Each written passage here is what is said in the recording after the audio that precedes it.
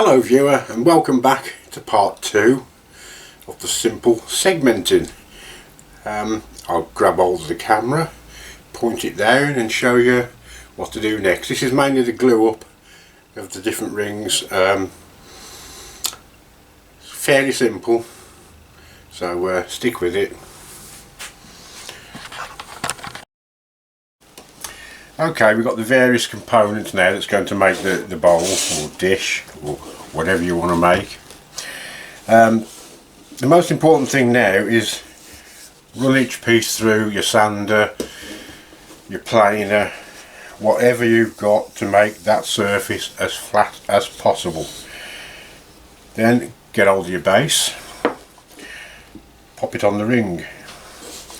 Now you've got to do a bit of measuring here, but it's common sense to get this as central as possible. I've already done it to save a bit of time, just marked a circle round, and that's where I'll put the glue. So that's the one. When you've done that, clamp it up. Now I tend to do, instead of putting the whole stack one on top of the other, I tend to sort of clamp these two together first. Let that dry nicely, otherwise they might start sliding all over the place when you're trying to clamp them up and it gets a bit awkward. So the easiest way I found, just glue the base on first, clamp it up nice and tight, let it dry, go and do something else, make yourself another bowl or a finial or whatever you want to do, have a bit of practice on the lathe. Then you can put it on the next one. Again, all you've got to do, make sure you have got it as central as possible. It hasn't got to be perfect, but the closer you are, the less wobble you're going to have on your lathe afterwards. So I've marked all these off now, even the top ring. I don't know if it'll pick the pencil mark up on there. There you go. And that's all there is to it. So I'm going to get all these glued up. I'll get these two glued up to start with, and then I'll show you the article that's ready for turning. Well, I just thought I'd show you now. Don't be afraid to use loads of clamps. I tend to use 4. If you've got them, use them. Gentle pressure. Don't try and clamp one side down at once. It may slide. So gentle pressure on 2 sides, and then you can put your other 2 clamps on, and then really lock them down tight. This is what I found the best way. A lot of people have got actual presses they've built to hold the 2 down. Other people put the actual base in the lathe chuck, glue the first ring on, bring the tailstock up to hold it in place. You can do it that way. As long as you've got nice flat surfaces, that's the main thing. You need a good glue joint. Any gaps, you're going to have to start messing around with filling it, and it doesn't look good at the end of the day. So that's it. I'm going to leave that now for an hour or 2 and go and do something else. So I'll see you later. Okay then, here's the finished rings rather, all nicely clamped, all been nicely clamped up, ready to turn, I hope. It should be fairly central on the lathe. One thing I didn't mention, I've made the each segment quite wide. Now this will allow for a bit of shaping. If you do them too narrow, it limits you on what final shape you're going to get when you do your cutting on the lathe. Now another thing, I'll just adjust the camera again. That's better. That's better now then. Obviously there's only 1, 2, 3 layers in the base. There's quite a step in between each layer, which does limit you somewhat in the final shape of your bowl. If you want something a bit more intricate, make extra layers. You can make them thinner, but instead of 3 layers, make it 5 layers, so there's only a small gap, a small step in between each layer. I've got here a good ½ an inch, maybe a little bit more. If you take it down to 1/4 of an inch, say, you've got more chance of putting a shape, rounder shape on your bowl. This is going to be quite a conical shape when it's finished. However, having said that, it's all made out of bits of scrap really, besides this top ring that I had lying around. It would have just been thrown away or shoved to the back of the shed somewhere, you know, just these few strips of wood that I had. So, you know, it's going to make something. When you've got all your angles right and you knock up a couple of these just to see how you get on, start experimenting. Then you can start putting bands of inlay like a Purple Heart or something like that. You could drill holes in and put little dowels of different colours in. There's all sorts of things you can do with segmenting.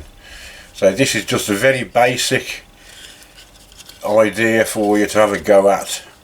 It doesn't matter if it doesn't work, so it's just bits of scrap. But have a good practice. Don't be afraid of segmenting. It's easier than it looks. Well, the basics are anyway. And once you've mastered the basics, like I say, you have a look at some of the really intricate patterns that are around on YouTube, and I think you'll start enjoying yourself. I'm going to get this chucked up on the lathe now and see how it turns out.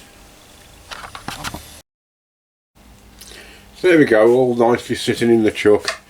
I'll just turn the lathe on now and see how true or not true it's actually running.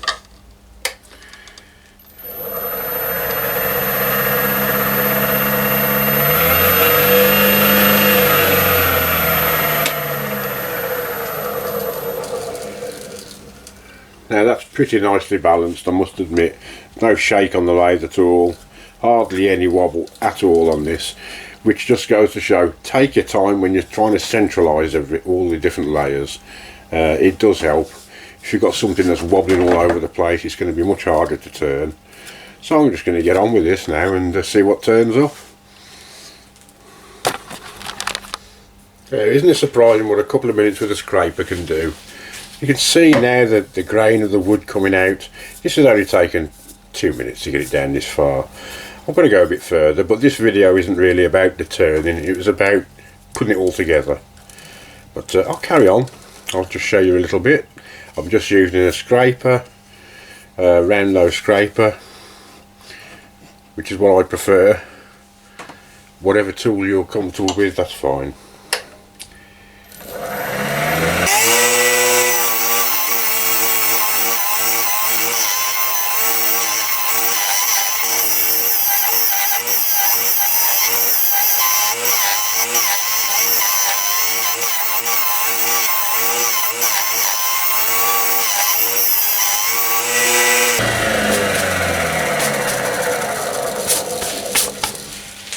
Nearly there. Don't know if you could see on the camera, I've already decided now. I just want it going slightly concave in the middle. Leave it slightly flared out along the top lip. I think it just lends itself to that instead of being dead flat. Put a little bit of shape into it. Again, that's because I've got the thickness on the segments to start with. I can do that. So it's just a question of do whatever shape you want, whatever evolves on the lathe, that's the main thing. I haven't touched the base of the bowl yet. I want to leave that as wide as possible to make the bowl actually more stable when it's standing up on the table or on top of the dustbin, wherever it ends up. Okay, so I'm going to carry on with that now. I'll see you later.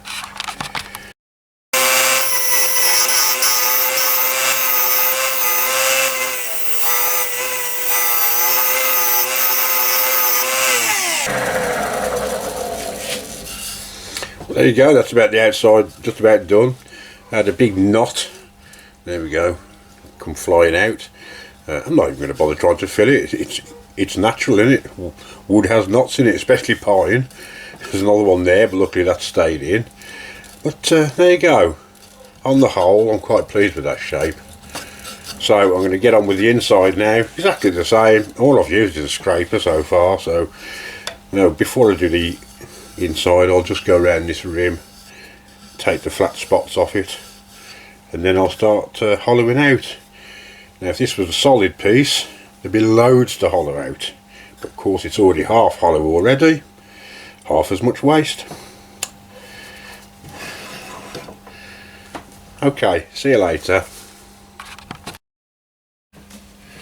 Well, that's all the turning done now. I've just completed the inside of the bowl. Don't know if I can actually get this camera zoomed in anymore for you, but there you go. Get that out of the light. I like that, it's just come out really well. A few bits of scrap pine and an old mahogany ring that I had. I'm going to leave it at that. Now the whole thing was turned with, there we go, round nose scraper, 1/2 inch or 5/8 round nose scraper. I haven't used any other tool on this at all. Everything's done with that. All I've got to do now is sand it up and polish it. But that's not bad at all. Not bad at all. There you go. I shall sand it up and polish it and show you the finished article, and get back to you then. See you soon. There's the finished bowl.